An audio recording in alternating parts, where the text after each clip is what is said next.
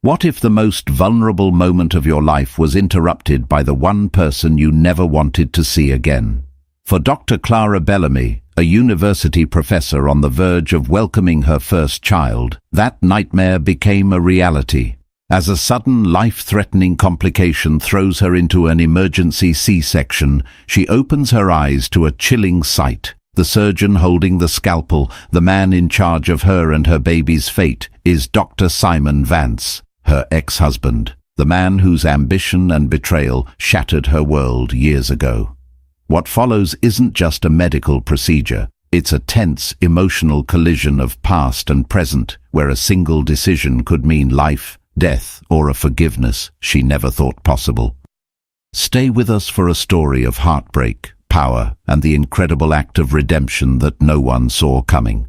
The late September light, golden and thick like honey, streamed through the large bay window of their Chicago brownstone. It illuminated the dust motes dancing in the air, each one a tiny, glittering promise. Dr. Clara Bellamy, a tenured history professor at Northwestern, rested a hand on the swell of her belly, feeling the gentle, rhythmic flutter of the life within. At 36, after years of academic rigor and one spectacularly failed marriage, this was her masterpiece. This was peace. Her partner, Mark, an architect with kind eyes and a steady presence that was the antithesis of everything she'd known before, was assembling the crib in the corner of the newly painted nursery. The walls were a soft, calming sage green. The scent of fresh paint and new wood filled the room, a perfume of new beginnings. "Instructions say tab A fits into slot B," Mark grunted, his brow furrowed in concentration. "But I'm looking at what appears to be tab Q and a slot shaped like a trapezoid. I think this thing was designed by M.C. Escher." Clara laughed, a full, genuine sound that bounced off the walls. "You build skyscrapers for a living, but you're being defeated by Scandinavian flat-pack furniture. It's humbling, isn't it?" He looked up, his face breaking into a warm smile that always made her feel safe. "Completely. But as long as she has somewhere to sleep by the time she gets here, I'll call it a win."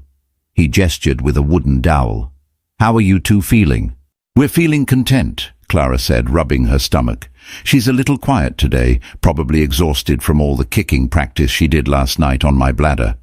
This was their life, a quiet symphony of domesticity and gentle humor. It was a world away from the life she used to live. The old life was a high-stakes opera, full of dramatic crescendos and devastating silences, all orchestrated by one man, Dr. Simon Vance, her ex-husband, a brilliant, ambitious surgeon whose charisma was as sharp as his scalpel and whose capacity for emotional cruelty had nearly broken her. The betrayal hadn't been a simple affair. It was a slow, corrosive neglect, a constant prioritizing of his God-complex career over the simple, sacred vows of their marriage. He had hollowed her out, leaving an empty space where her trust and self-worth used to be. Mark had filled that space, not with noise and drama, but with light and patience. Suddenly, a sharp, searing pain shot through her lower back, so intense it stole her breath. She gasped, her hand flying from her belly to her spine. Mark was on his feet in an instant, his playful demeanor vanishing. "Clara, what is it?" I don't know," she stammered, trying to breathe through the intensity. It wasn't like the Braxton Hicks contractions she'd been having. This was a vicious, tearing sensation. "It's sharp, really sharp." Another wave hit, this one wrapping around her abdomen, squeezing with brutal force. She felt a terrifying wetness, a warm gush that had nothing to do with her water breaking. Her eyes widened in panic as she looked down at the light-colored leggings she was wearing. A dark, crimson stain was spreading rapidly. "Mark," she whispered, her voice trembling. "Call 911, now." The world dissolved into a blur of frantic motion and panicked voices. The serene nursery, a moment ago a symbol of hope, became the backdrop for a terrifying emergency. Mark's voice was strained as he spoke to the dispatcher, his hand clutching hers, his knuckles white. The paramedics arrived with a controlled urgency that was both calming and horrifying. They spoke in acronyms and medical jargon, their faces grim. As they loaded her onto the stretcher, her eyes locked on the half-assembled crib. The Escher-like puzzle that had been a source of laughter was now a monument to a future that felt, in that moment, terrifyingly uncertain. The pain was relentless, a monstrous thing with teeth. But it was the fear that truly paralyzed her. Fear for the tiny, fluttering life that had been so active just hours ago. Fear for the peaceful world she and Mark had so carefully built on the ruins of her past.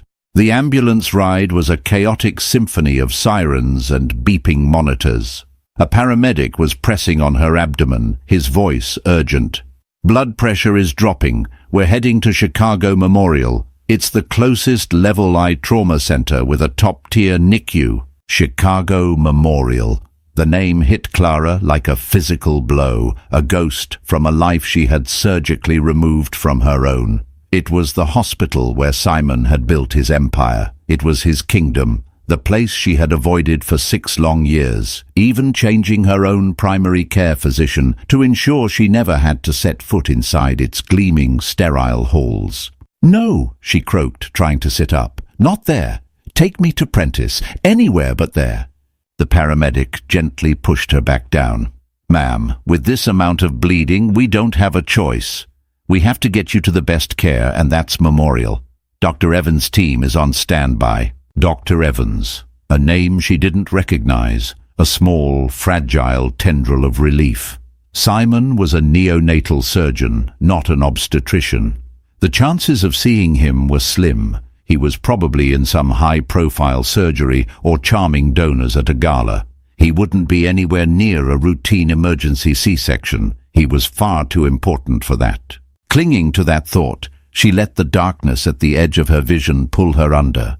The sirens wailed the last sound she heard as her perfect, sun-drenched afternoon shattered into a million terrified pieces. The transition from the ambulance to the emergency room was a jarring ballet of controlled chaos. Bright lights streaked overhead as the gurney rattled through corridors, voices echoing in a disorienting cacophony. Clara was vaguely aware of Mark, his face pale and strained, trying to keep up, his hand reaching for hers whenever he could. She was rushed into a triage room where a swarm of nurses and doctors descended. An ultrasound wand, cold and slick with gel, was pressed against her belly. The doctor, a woman with tired eyes and a no-nonsense demeanor, watched the screen, her lips a thin, tight line. "It's a placental abruption," she announced to the room, her voice cutting through the noise. "A bad one. She's hemorrhaging. We need to get this baby out now. Page Dr. Evans. Tell her we're coming up." Mark clutched Clara's hand. "Is the baby okay?" "The baby's heart rate is decelerating. We have minutes, not hours," the doctor said, not unkindly, but without any sugar-coating. "We need to perform an emergency C-section." Clara's heart hammered against her ribs. All their careful birth plans, the doula, the playlist of calming music, all of it incinerated in an instant. She was no longer a participant in this process. She was a vessel in crisis, her body a failing machine. They were moving again, this time towards the surgical floor. The air grew colder, the smells more antiseptic. Mark was stopped at a set of double doors. "I'm sorry, sir," a nurse said gently. "It's an emergency procedure. You'll have to wait here." The look of pure terror and helplessness on his face was the last thing Clara saw before the doors swung shut, separating her from the one person who made her feel safe. Inside the operating room, the world was a universe of green scrubs and gleaming steel. She was shifted onto a narrow table, her arms strapped down. An anesthesiologist appeared at her head, his voice a low, calming murmur as he explained he was putting her under general anesthesia. "You'll just feel a little prick in your arm, and then you'll be asleep. We'll take good care of you." Fear, cold and absolute, washed over her. She was losing control, surrendering her body and her baby to strangers. She closed her eyes, focusing on the image of the sage-green nursery, the half-built crib, and Mark's loving, goofy smile. "Please," she whispered to no one in particular, Please save my baby." The prick in her arm was sharp, followed by a spreading coldness. The bright lights above her began to blur, their edges softening and swirling. The voices around her faded, stretching and distorting as if coming from underwater. She was sinking, falling away into a dreamless void. Time ceased to exist. There was only the blackness. Then, slowly, a sliver of awareness returned. Not sight, but sound. Muffled voices, urgent and sharp, the rhythmic beeping of a machine, a strange sense of pressure on her abdomen. She tried to open her eyes, but her lids were impossibly heavy. Or, "Can't get the bleeding under control, I need more clamps." The voice was distant, professional. "Heart rate is still dropping, we're losing her." Another voice, female. Through the fog of anesthesia, a new voice cut through, one that struck a chord of primal recognition deep within her soul. It was a voice she hadn't heard in 6 years, but one that was etched into her memory, a voice that had once whispered promises in the dark, and later delivered devastating, clinical excuses. "What's the situation here?" The voice was calm, authoritative, radiating an unnerving confidence that commanded the entire room. "Dr. Vance," the first doctor said, his tone a mixture of relief and deference.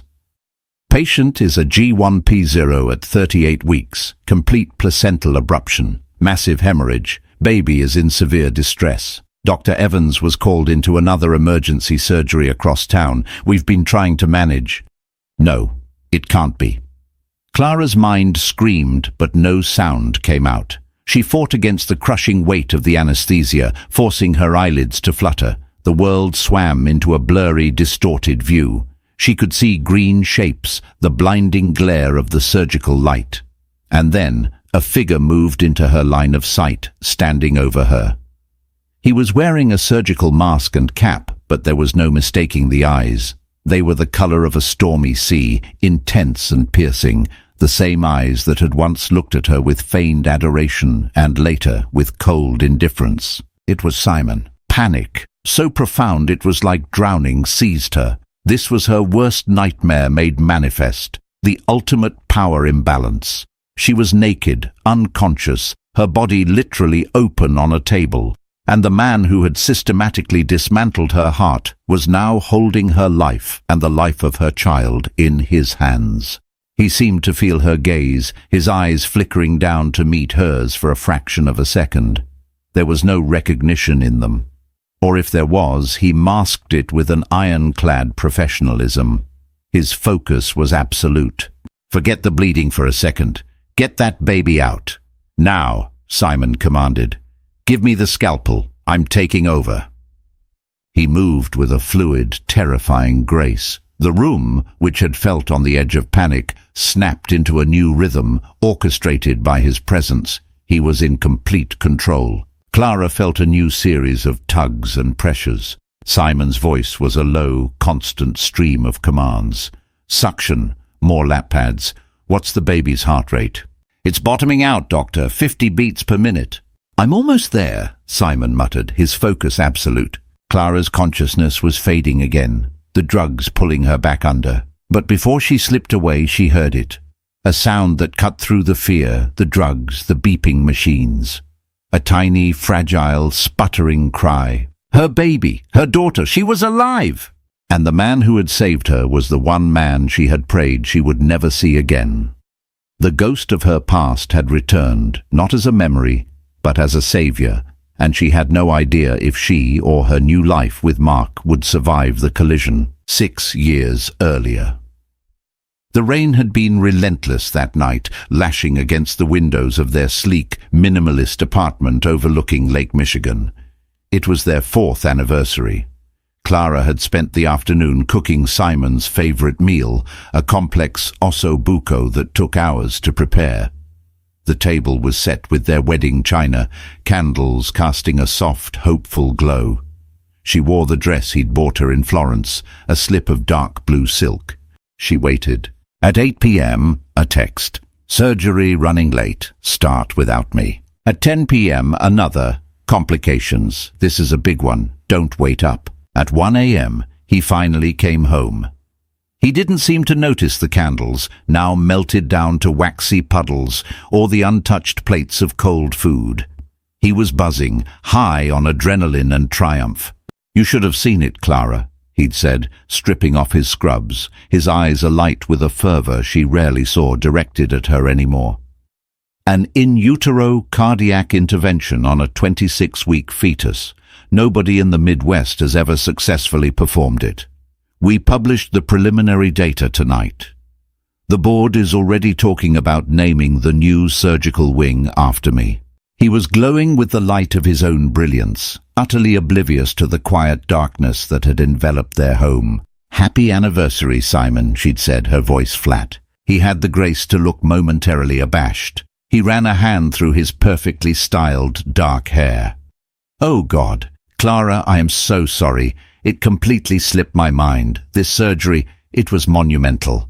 "Everything you do is monumental," she'd replied, the bitterness she'd been swallowing for months finally rising like bile.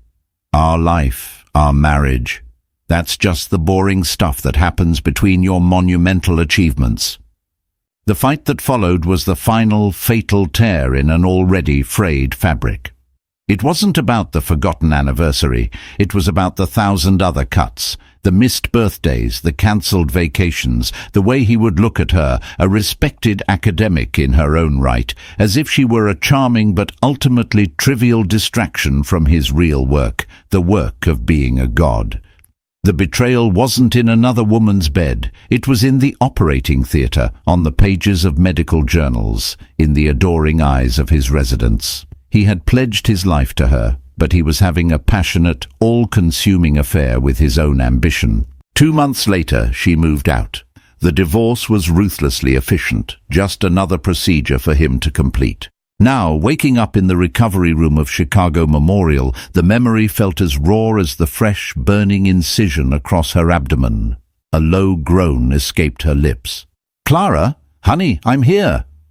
Mark's voice. He was sitting by the bed, his face etched with worry, his hand instantly finding hers. "The baby?" she rasped, her throat dry. "She's okay," he said, his voice thick with emotion. She's tiny, but she's a fighter. They took her to the NICU. A girl, Clara. We have a daughter." Tears of relief streamed down Clara's temples. A daughter. Through the haze of pain and memory, a fierce, protective love bloomed in her chest. "What happened?" she asked, her eyes fluttering open. The room was dim, quiet. Mark hesitated, his grip tightening on her hand. "You lost a lot of blood. They said it was very close. For both of you. They had to call in a specialist." He paused, choosing his words carefully. "The head of neonatal surgery." Clara's blood ran cold. "Simon, it wasn't a question." Mark nodded, his jaw tight. He took over. "They said he saved her life, Clara. He saved your life." The words were impossible to process. The man who had destroyed her world had just saved everything that mattered in her new one. It was a cruel, cosmic joke. A debt she could never repay, owed to the last person on earth she ever wanted to be indebted to. "I don't want to see him," she said, her voice stronger now, laced with a familiar steel. "You talk to him, Mark. You handle everything. I want him nowhere near me." "Of course," Mark said immediately, his loyalty absolute. "Whatever you need." But they both knew it wasn't that simple. Their daughter was in the neonatal intensive care unit, and Dr. Simon Vance was its king. Later that afternoon, a nurse wheeled Clara, groggy and sore, to the NICU. The unit was a surreal world of hushed tones, dim lighting, and the soft, constant symphony of monitors. And there, in a small, clear incubator, was the tiniest human she had ever seen, their daughter. She had a wisp of dark hair, a perfect miniature nose, and her tiny chest rose and fell with the help of a ventilator. Clara's breath caught in her throat. She was overwhelmed by a love so powerful it physically hurt. A shadow fell over the incubator. "Her name is Lily," Mark said, his voice tense. He had stood up, placing himself protectively between Clara's wheelchair and the newcomer. Simon stood there, dressed not in scrubs, but in a perfectly tailored suit beneath a crisp white lab coat. He looked older, the lines around his eyes deeper, but he still radiated the same intimidating aura of brilliance and control. He didn't look at Clara. His entire focus was on the tiny baby in the incubator. "Her preliminary scans look good," he said, his voice the same clinical, detached tone she'd heard in the OR. "Lungs are underdeveloped, which is expected. We have her on surfactant and she's responding well. The primary concern right now is monitoring for any signs of HIE, hypoxic ischemic encephalopathy, due to the initial distress. The next 72 hours are critical." He spoke directly to Mark, as if Clara wasn't even there. The power play was subtle but unmistakable. He was the expert. They were the grateful, ignorant parents. He was in control. "We'll do everything we can for her," Simon continued, finally allowing his gaze to shift. It swept past Clara, a brief, dismissive flicker, before landing on Mark. "I will be personally overseeing her care." He was marking his territory. He wasn't just the surgeon who had swooped in. He was making it clear he was in charge of their daughter's fate from this moment forward. The man who had treated her heart as a disposable commodity was now the sole guardian of the most precious piece of it. The war she thought she had won 6 years ago wasn't over. It had just moved to a new, terrifying battlefield. The next 3 days were a living hell, a purgatory of beeping machines and forced pleasantries. The NICU became the center of their universe, and Simon was its ruling deity. He moved through the unit with an air of ownership, his team of residents and nurses trailing in his wake like disciples. They spoke of him in hushed, reverent tones, recounting tales of his miraculous surgical feats. To them, he was a savior. To Clara, he was a captor. She and Mark developed a routine. They would spend hours by Lily's incubator, speaking to her in low, soothing voices, reaching through the portholes to touch her impossibly small hand. Clara, still recovering from her surgery, would sit in her wheelchair, her body aching, her heart torn between overwhelming love for her daughter and a simmering rage towards the man in charge of her care. Simon's daily rounds were a masterclass in psychological warfare. He would arrive at the same time every morning, clipboard in hand, and deliver a clinical, jargon-filled update directly to Mark. He treated Clara like a piece of furniture, his eyes sliding over her as if she were invisible. It was a deliberate, calculated cruelty, a way of reminding her of her powerlessness. He was the doctor, the authority. She was just the mother, the patient, the broken woman he had once discarded. Mark, bless him, tried to run interference. He would stand tall, ask intelligent questions, and pointedly refer to Clara for her opinion. "Clara and I were wondering about her oxygen saturation levels," he would say, trying to draw her into the conversation. Simon would simply angle his body slightly, cutting her out of the circle, and answer Mark directly. "We're titrating her oxygen as needed. Her stats are stable for now." The power imbalance was suffocating. In the outside world, Clara was Dr. Bellamy, a woman who commanded lecture halls and published scholarly articles. In this sterile, fluorescent-lit world, she was nothing. Her past with Simon gave him an arsenal of unsaid things, a history he could leverage with a single dismissive glance. He knew her vulnerabilities, her fears, and he was subtly pressing on every one of them. On the 3rd day, the tension reached a breaking point. Dr. Anya Sharma, a kind-faced neonatologist on Simon's team, was checking Lily's vitals. Unlike the others, she spoke to Clara directly, with warmth and empathy. "She's a little fighter, your Lily," Dr. Sharma said, smiling. "She's responding to the treatment even better than we'd hoped." "Thank you, Dr. Sharma. We appreciate you," Clara said, a wave of gratitude washing over her. Just then Simon appeared for his rounds. He overheard the exchange, and a flicker of something unreadable crossed his face. He began his usual clinical monologue, but this time Mark interrupted him. "Dr. Vance, Clara was just saying—" Simon held up a hand, a gesture of absolute authority that silenced Mark instantly. "What I am about to say is critical, and I need your undivided attention," he said, his voice sharp. He then launched into a complex explanation of a new potential complication, a minor heart murmur they were monitoring. He used dense medical terminology, his explanations clearly aimed at intimidating rather than informing. Clara felt a hot surge of anger. This wasn't about their daughter's care anymore. It was a performance. It was about him reasserting his dominance. When he finished, there was a heavy silence. He looked at Mark, expecting acquiescence. But it was Clara who spoke. Her voice was quiet, but it cut through the air like a razor. "Explain it again," she said. Simon's head snapped towards her. It was the first time she had directly challenged him. "I'm sorry." "Explain it again," she repeated, her gaze unflinching. "But this time, use layman's terms. Explain it to me as if I am not an inconvenience, but the mother of the patient whose life you hold in your hands. Explain it to me, Simon." Using his first name was a deliberate shot, a reminder that before he was a god in a white coat, he was a man who had shared her bed and broken her vows. The air in the small space crackled with tension. The junior doctors and nurses standing nearby froze, their eyes wide. No one spoke to Dr. Vance like that. Simon's stormy eyes locked onto hers. The professional mask slipped for a second, revealing a flash of the arrogant, wounded man she knew so well. He was furious. She had challenged his authority in front of his audience. He took a slow, deliberate breath, his jaw clenching. He was weighing his options: dismiss her and look like a bully, or acquiesce and lose a fraction of his power. "The murmur," he began, his voice clipped and tight, his eyes still boring into hers, "indicates a possible patent ductus arteriosus. It's a small vessel near the heart that is supposed to close after birth. In premature infants, it sometimes remains open. If it doesn't close on its own, it can strain the heart and lungs. We are monitoring it. If necessary, we can treat it with medication or, in rare cases, a minor procedure." He had explained it. He had yielded.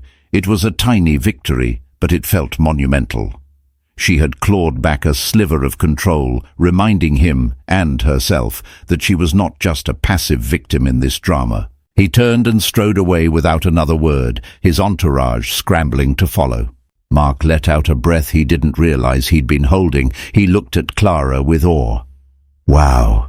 Clara's heart was still pounding. The confrontation had cost her, draining her of precious energy. But as she looked at her tiny daughter, sleeping peacefully in the incubator, she knew it was a battle she had to fight. This was no longer just about her and Simon and their toxic past. It was about her daughter. She would not allow Simon's ego to cast a shadow over Lily's first days of life.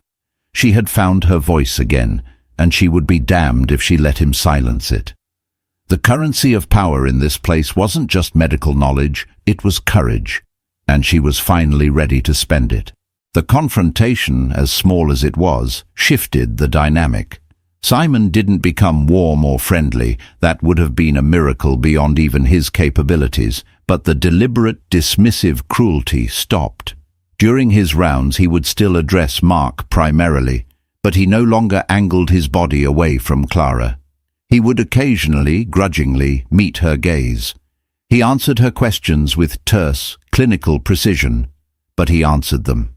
A cold, unspoken truce had been declared. This new, fragile peace allowed Clara to focus her energy where it mattered, on Lily. As her own body slowly healed, her world shrank to the few square feet around her daughter's incubator. She learned the different beeps and tones of the monitors, discerning the subtle shifts in Lily's oxygen levels and heart rate. She read stacks of medical journals on neonatology, arming herself with knowledge, her academic mind finding comfort in research and data. She would not be intimidated by jargon again. Mark was her rock. He handled the logistics of the outside world, updating family, managing their home, dealing with the hospital administration, so that Clara could pour all of herself into being by Lily's side. But she could see the toll it was taking on him. He felt like an outsider in this intense drama, a supporting actor in a play that was fundamentally about Clara, Simon, and the child that now connected them. He never complained, but she saw the exhaustion in his eyes, the way his shoulders slumped when he thought she wasn't looking. One night, about a week after Lily's birth, Clara couldn't sleep. The phantom pains in her abdomen were sharp, and her mind was racing. Leaving Mark asleep in the uncomfortable recliner in her hospital room, she wheeled herself down the deserted, silent corridors to the NICU. The night shift was a different world. It was quieter, more intimate. Only a skeleton crew of nurses moved like ghosts between the incubators, their faces illuminated by the soft glow of the monitors. Clara parked her wheelchair next to Lily's incubator and just watched her daughter sleep. The ventilator had been removed that morning, a major milestone. Now, only a small nasal cannula delivered oxygen. She was so small, so fragile, yet so resilient. "She has your fight." The voice came from the shadows behind her. Clara startled, her head whipping around. Simon was standing there, out of his suit and lab coat, dressed in simple grey scrubs. He looked exhausted, his hair disheveled. The armor of his authority was gone, and for the first time, he just looked like a tired man at the end of a long day. "You shouldn't be here," Clara said, her voice a low whisper. "Your rounds are in the morning." "Couldn't sleep," he said, moving to stand on the other side of the incubator. He wasn't looking at her, only at Lily. "I was reviewing her latest echocardiogram results. The PDA is starting to close on its own. The medication is working." "I read the report," Clara said coolly. "Dr. Sharma gave it to me this afternoon." A flicker of a smile touched his lips, so faint she almost missed it. "Of course you did, Dr. Bellamy, always doing the research." The casual use of her professional title without a hint of sarcasm caught her off guard. In the quiet of the night, with the beeping monitors as their only soundtrack, the tension between them seemed to have dissipated, replaced by a shared singular focus, the tiny child sleeping between them. They stood in silence for a long time, two people from different lives, bound by a history of pain and a present of fragile hope. "Why did you stay?" Clara asked finally, the question that had been nagging at her. "At Chicago Memorial, I heard you had an offer, chief of surgery at Johns Hopkins. That was always your dream." He didn't seem surprised by the question. He continued to watch Lily, his expression unreadable. "Things change." "That's not an answer, Simon." He finally turned his head, and his stormy eyes met hers in the dim light. The weariness in them was profound. "The offer was contingent on me starting last week. I couldn't leave. Not in the middle of this." Clara processed this. He had given up his dream job, the pinnacle of the ambition that had destroyed their marriage. He had given it up for Lily, for her daughter. "Why?" she whispered, her voice barely audible. He let out a long, slow breath, the sound heavy with unspoken things. "When I walked into that OR," he began, his voice low and raw, "I didn't know it was you. Not at first. All I saw were the stats on the monitor, a mother and a baby, both crashing. It was a clinical problem to be solved, an equation of life and death." He paused, his gaze dropping back to Lily. "And then I saw your face, and for the first time in a very long time, the equation had a name. It wasn't just about winning or publishing a paper or adding another success to my resume. It was different." He looked back at Clara, and for the first time in years, she saw not the arrogant surgeon or the cruel husband, but a glimpse of the man she had once fallen in love with. A man who was brilliant, yes, but also haunted. "I failed you, Clara," he said, his voice thick with a regret that felt genuine, stripped of all artifice. "I failed our marriage. I spent years building an empire of accomplishments, and I didn't realize until it was too late that I had built it on the ruins of my own home. I can't undo that, but I can make sure this little girl gets the best possible start. I owe her that. I owe you that." The confession hung in the air between them, more intimate and revealing than any conversation they'd had in a decade. It wasn't an apology designed to win her back or to absolve him of his sins. It was a simple, stark statement of fact, an acknowledgement of his failure. Clara felt the fortress of anger she had so carefully constructed around her heart begin to crumble, not with a crash, but with a slow, quiet erosion. She looked from this broken, tired man to her sleeping daughter, the child he had not only saved with his hands, but had now sacrificed his ambitions for. The world was not black and white. It was a landscape of infinite, painful shades of grey. Redemption, she was beginning to realize, wasn't a grand, dramatic gesture. It was a series of small, quiet choices. It was staying when it was easier to leave. It was choosing responsibility over glory. It was a tired surgeon, standing in the dark, watching over a child that wasn't his, trying to heal a wound that had nothing to do with a scalpel. Simon's confession in the quiet of the NICU didn't magically erase years of pain, but it did clear the air of its toxic charge. The dynamic between the three adults, Clara, Mark and Simon, settled into a new, complex equilibrium. The overt power plays were gone, replaced by a cautious, functional respect. Simon was still Lily's doctor, his professionalism unwavering, but there was a new undercurrent of humility to him. He started including Clara in the medical discussions as a peer, acknowledging her research and valuing her input. For Mark, this shift was both a relief and a source of quiet anxiety. He was glad the open hostility was over, but he felt the ground shifting beneath his feet. He watched the new, strange accord between Clara and her ex-husband with a protective unease. He trusted Clara completely, but he would never trust Simon. He saw the way Simon looked at Lily with a fierce dedication that was part professional, part deeply personal. It was the look of a man trying to atone for his sins, and Mark worried about what that atonement might cost the new life he and Clara had built. One afternoon, Mark was holding Lily, who was finally big enough for kangaroo care, her tiny body nestled against his bare chest. Clara watched them, her heart so full of love it felt like it might burst. The sight of this good, steady man holding their daughter was a perfect, beautiful image of the life she had chosen. Simon entered the room to check on a monitor. He stopped, his gaze falling on Mark and Lily. He didn't say a word, but the look on his face was a complex tapestry of emotions, professional satisfaction, a deep, aching sadness, and something that looked almost like envy. He saw the family he had thrown away, the simple, profound joy he had traded for accolades and prestige. He gave a curt nod and left, the silence he left behind thick with meaning. "He looks at her like he's trying to earn something back," Mark said quietly, his eyes not leaving Lily's sleeping face. "He is," Clara replied, her voice soft. "But it's not from me, Mark. It's from himself." She went to him, wrapping her arms around his shoulders, resting her cheek on the top of his head. "I love you," she whispered. "None of this changes that. You and Lily are my world.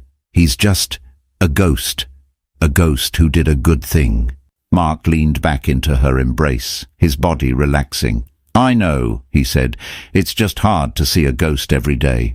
As Lily grew stronger, the conversations about her going home began. It was a joyful, terrifying prospect. The NICU, once a place of fear, had become a safe cocoon. Leaving its security felt like a leap of faith. On the day before Lily's scheduled discharge, Clara found herself alone with Simon, signing the final paperwork at the nurse's station. It was the first time they had been truly alone since that night in the NICU.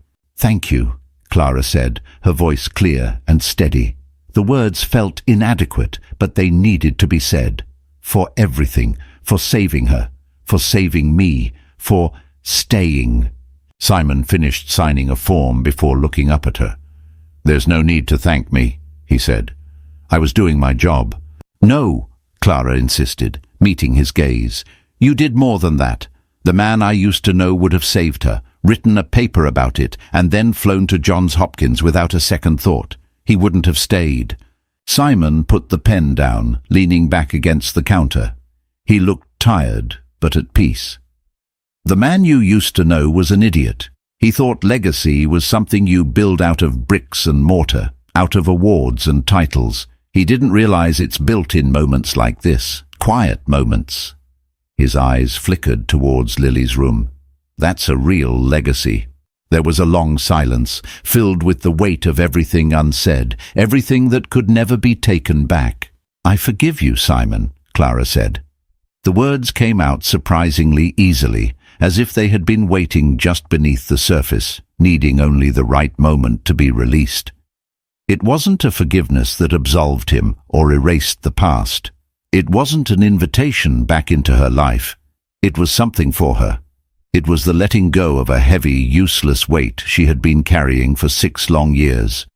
It was the final act of closing a door, not with a slam, but with a quiet, decisive click. For the first time, Simon's composure broke. His eyes welled with tears, and he had to look away, his throat working. He cleared it, turning back to her with a look of profound, humbled gratitude. "Thank you, Clara," he whispered. It was a strange, bittersweet moment of closure, a final, peaceful end to the opera of their shared past. They were no longer the warring ex-spouses, the doctor and the patient, the hero and the victim. They were just 2 people, bound by a shared history and a tiny, miraculous girl who had finally found a way to stand on the same piece of ground without it being a battlefield. The next day, Clara and Mark walked out of the main entrance of Chicago Memorial, leaving the ghost of her past behind in its halls. Clara carried their daughter, a tiny, perfect bundle wrapped in a soft pink blanket. The autumn air was crisp and clean, and the sun was bright. As Mark held the car door open, Clara paused and looked back at the imposing glass and steel building. It was no longer a monument to her pain. It was just a hospital, a place where her daughter's life had begun. She got into the car, buckling Lily safely into her car seat. She looked at Mark, his face radiant with happiness, and then at her daughter, who was blinking up at the new, bright world. Her 2 lives, the one that had been destroyed and the one she had so carefully rebuilt, had collided in the most dramatic way imaginable. But they had survived. They were whole. They were going home. The brownstone, once a place of frantic terror, was now a sanctuary of quiet wonder. The sage-green nursery, with its finally assembled crib, was no longer a room of anxious potential, but one of fulfilled promise.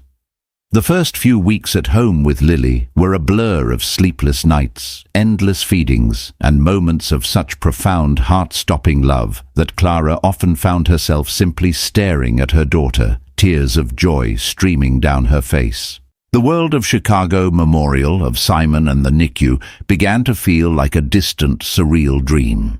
Their life was here, within these 4 walls, a perfect triangle of love and family. Mark was a natural father, his steady, calm presence a perfect balm for a fussy baby and an exhausted new mother. He would walk the floors with Lily at 3 a.m., his low, rumbling voice humming lullabies, a silhouette of unwavering devotion against the moonlit window.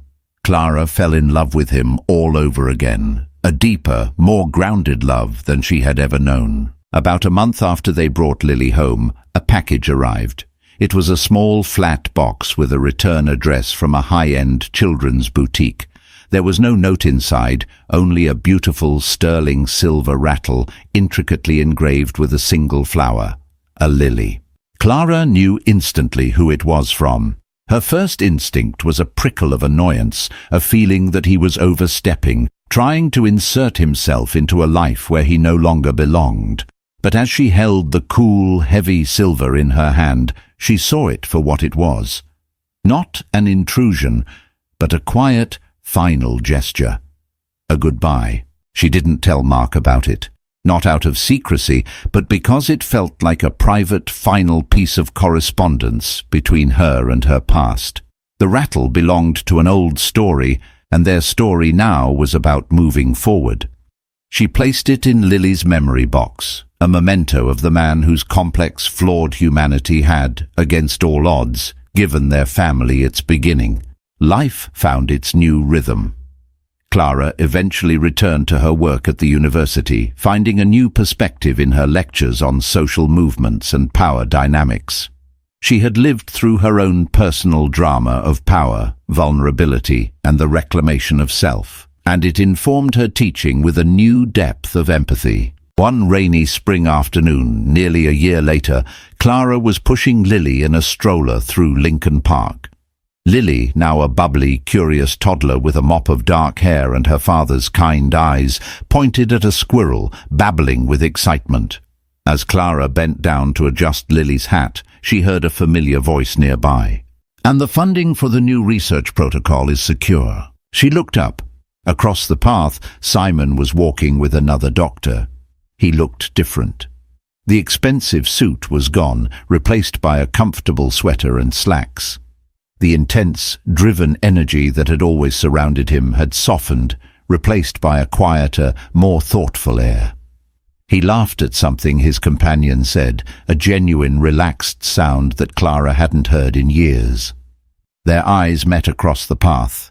For a heartbeat, the world seemed to stop. All the history, the pain, the drama, the forgiveness, it all flashed between them in a single, silent moment. Simon's gaze dropped to the little girl in the stroller, and his face broke into a small, gentle smile. It was not the smile of a king surveying his work, but of a man witnessing a simple, beautiful miracle. He gave Clara a single, respectful nod, a gesture of acknowledgement, of closure, of peace. Clara nodded back, and then he turned and continued on his walk, his moment in their lives officially over. He was no longer the villain of her story, nor the savior.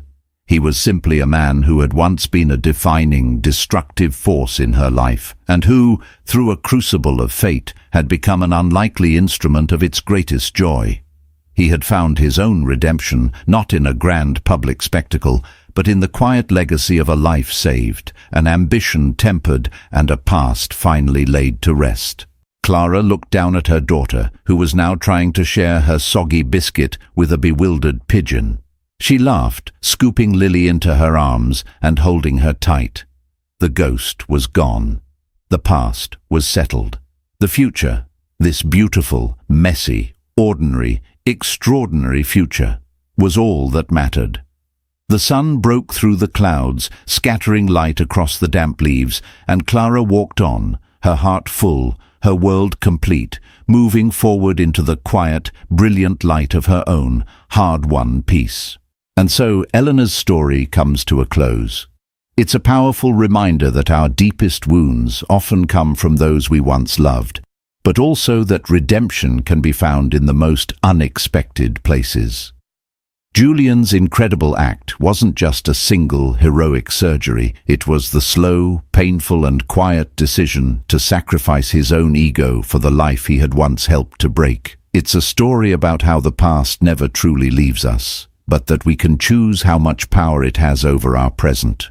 What did you think of Julian's path to redemption? Was his sacrifice enough to atone for his past? Let us know your thoughts in the comments below. If this story touched your heart, please give this video a like and share it with someone who appreciates a deep emotional journey. And don't forget to subscribe and hit the notification bell so you won't miss our next story. Thank you for watching.